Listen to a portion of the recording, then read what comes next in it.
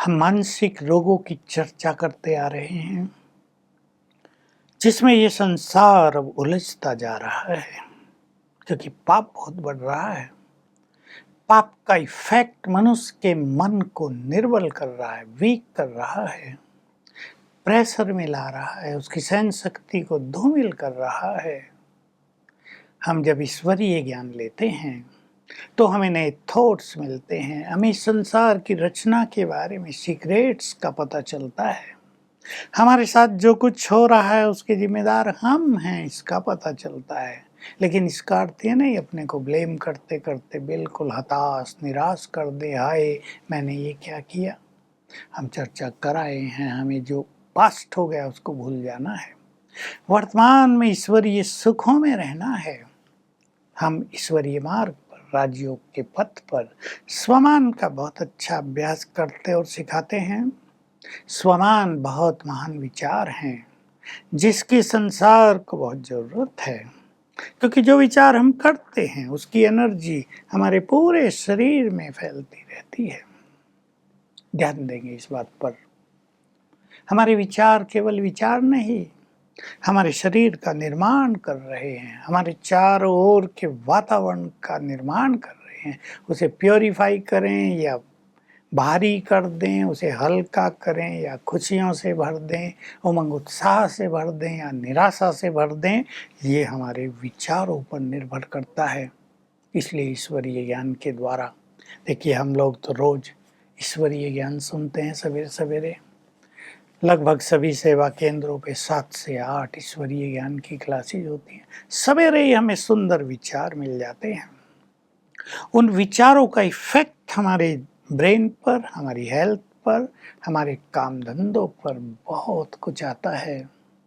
आज मैं एक और चीज आपके सामने रख रहा हूँ, जिसका अभ्यास हमने 2 साल से कराया, कोरोना काल में भी कराया, और जिसके परिणाम भी बहुत सुंदर हैं।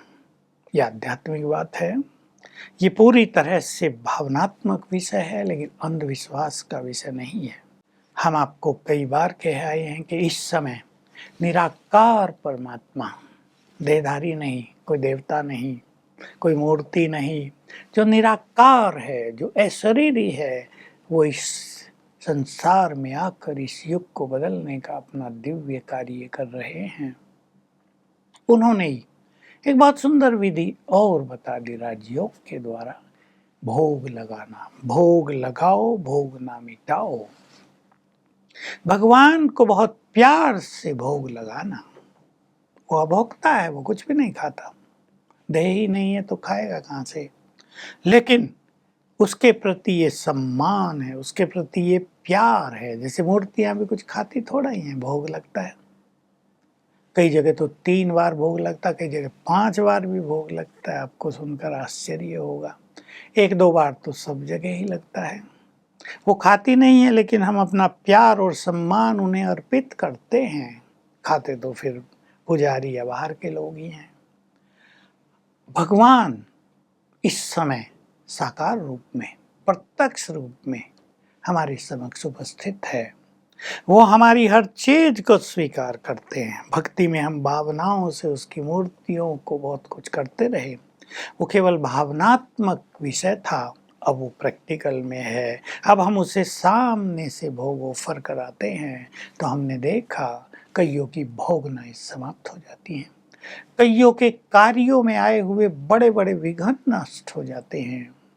हमने बहुत सारे अभ्यास कराए अपनी ब्रह्मा कुमारी बहनों से, जो अच्छे बाबा के सेवा केंद्र बना रही हैं, जिनमें थोड़ी कठिनाई आती है, क्योंकि हम लोग किसी से धन मांगते नहीं, हम चंदा इकट्ठा नहीं करते, लोग स्वेच्छा से ही देते हैं। तो मकान बनने में आजकल महंगाई का समय है, बहुत धन खर्च होता है, तो कहीं रुक जाता है काम। हमने बहुतों से अभ्यास करा दिया, 100 ने तो कर लिया होगा। सवेरे 4 बजे उठकर भोग लगाओ। अब ये आम लोगों के बस की तो बात नहीं है। हमारी बहनें भाई तो 3 बजे उठते हैं, नहा धो के भोग कुछ बनाते हैं, फ्रूट रखते हैं और अपने भोलानाथ शिव बाबा को ऑफर करते हैं। बड़े प्यार से उसे स्वीकार कराते हैं और भोलानाथ प्रसन्न होकर लाइन क्लियर कर देते हैं।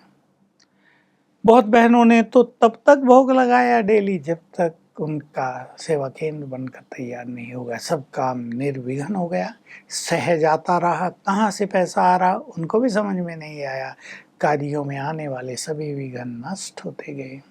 बड़ी बड़ी बीमारियों में, डिप्रेशन में, जिनको बहुत विघ्न आ रहे हैं, जिनको नींद नहीं आती, हम ये सिखाते हैं और इसके रिजल्ट भी अप्रत्याशित, अनएक्सपेक्टेड। डिप्रेशन बहुत हो रहा है। अभी अभी एक केस आया, उसको नींद नहीं आ रही थी केवल 2.5 मास से। हमने उसको सिखाया आप 7 गुरुवार थर्सडे, जब भगवान को हम लोग भोग लगाते हैं, ये बहुत सुंदर दिन है। 7 गुरुवार को भोग लगवाओ भगवान को। हमारे सेवा केंद्रों में भोग लगता है, बहुत बल मिलता है, क्योंकि ऐसा हम करा चुके हैं तो लोग रोग मुक्त हुए। कईयों के छोटे बच्चों को बहुत कठिनाई हो गई। 21 गुरुवार को भोग लगवाया गया, वो भी निरोग हो गए। तो भोग और भावना, प्यार, ये सब मिल जाते हैं, ईश्वरीय मदद मिलने लगती है और बहुत कार्य सहज सफल हो जाते हैं। तो मैं कहूँगा, जिनको मानसिक रोग हैं, जिनको काम धंधों में बहुत बाधाएं आ रही हैं, जो बार बार असफलता का कड़वा घूंट पी कर रह जाते हैं, शिव बाबा को भोग लगवाओ। 7 दिन, 11 दिन, 21 दिन, जरूरी नहीं आपको पूरे भोग का ही देना है। आप जो आपकी सामर्थ्य है उस अनुसार दे सकते हो। बहनों से बात कर लो, बहनें आपको अवश्य सहयोग करेंगी, इसके बहुत सुंदर परिणाम होंगे। तो हम सभी को अपने को बहुत चुस्त दुरुस्त करना है। मैं फिर से वो चीज़ें रिपीट कर रहा हूँ, बहुत खुश रखें अपने को, अपने नेचर को लाइट करें, इजी गोइंग नेचर बनाएं। जो कुछ हुआ है सब ठीक हो जाएगा। आपके संकल्पों में क्रिएटिव एनर्जी है, भूलना नहीं है। हम जो कुछ सच्चे मन से संकल्प करते हैं वो वही चीज क्रिएट करने लगता है। बस हमारे अंदर कॉन्फिडेंस, पूर्ण विश्वास, सच्चा दिल, उसमें स्वार्थ न हो। स्वार्थ ये तो होगा ही कि मैं निरोग हो जाऊं, इसको स्वार्थ नहीं कहते, ये तो आवश्यकता है। ऐसे संकल्प करेंगे तो वैसा ही क्रिएट करेंगे। हम अपने ब्रेन के लिए भी एक चीज जान लें, हम अपने ब्रेन को जो संकल्प देते हैं, ब्रेन उसी तरह अपने को मैनेज करने लगता है। कई लोग सोचते हैं मुझे तो याद ही नहीं रहता कुछ, मेरी मेमोरी तो बहुत वीक हो गई है, मैं 4 घंटे पढ़ती हूँ, याद बहुत कम रहता है। तो ब्रेन उसी तरह अपने को मैनेज करने लगता है। आप संकल्प किया करें, मैं आत्मा हूँ, स्वराज्य अधिकारी हूँ, यानी अपनी मालिक हूँ, अर्थात मन बुद्धि की मालिक हूँ। बुद्धि को ऑर्डर देना, हे मेरी बुद्धि, जो मैं पढ़ूं तो सबको याद कर लेना। 3 बार संकल्प दे दो, तो मेरी बुद्धि हो, तो मेरी गुड फ्रेंड हो, जो मैं पढ़ूं तो सब याद कर लेना। देखना क्या चमत्कारिक परिणाम आपके सामने आता है। हमें ध्यान देना है इन मानसिक रोगों से बचाव के लिए, शारीरिक रोगों से भी बचाव के लिए अपनी बुद्धि को स्वच्छ रखना है। कईयों ने बुद्धि को गंदगी से भर लिया है, डस्टबिन बना लिया है। तो गंदगी अंदर होगी तो बुद्धि में क्या फैलेगी, बदबू फैलेगी ना। वो ब्रेन को जाती है, वो मेमोरी को वीक करती है, वो कभी पास्ट में ले जाती है, कभी किसी परेशानी में ले जाती है। गंदगी दूसरे की ले आए हम अपने मन मंदिर में, बचेंगे इससे। हम अपनी बुद्धि में अच्छी अच्छी चीजें भरें। हमारी बुद्धि सोने का पात्र है, ये अमृत रखने के लिए है, ये कूड़े करकट और गंदगी के लिए नहीं। अपनी गंदगी अपनी बुद्धि में तेरा मेरा पास्ट, इसका उसका, ये ऐसी ये ऐसा अवगुण परचिंतन, ये सब न भरें। अगर आपको स्वस्थ रहना है, अगर आपको सफलता के मार्ग पर आगे बढ़ना है, अगर आपको अपने जीवन को खुशहाली से भरना है, तो बुद्धि को बहुत स्वच्छ बनाओ और स्वच्छ बनाकर इसमें ईश्वरीय विवेक भरो। स्वच्छ बना के खाली नहीं कर देना है, उसमें ईश्वरीय विवेक भर लेना है। तो वो विवेक यानी वो डिवाइन विजडम आपके मन को नई दिशा देगी, और छोटी-मोटी बातों को आप सहज ही पार कर सकेंगे। तो इस एपिसोड को हम यहीं समाप्त करेंगे इस सीरियल को और हमारी ये शुभ भावना है आप इनको बार-बार सुनें। हमने 11 एपिसोड किए हैं। इसमें मन के बारे में और मानसिक रोगों के बारे में, शारीरिक रोगों के बारे में बहुत सारी बातें कही गई हैं।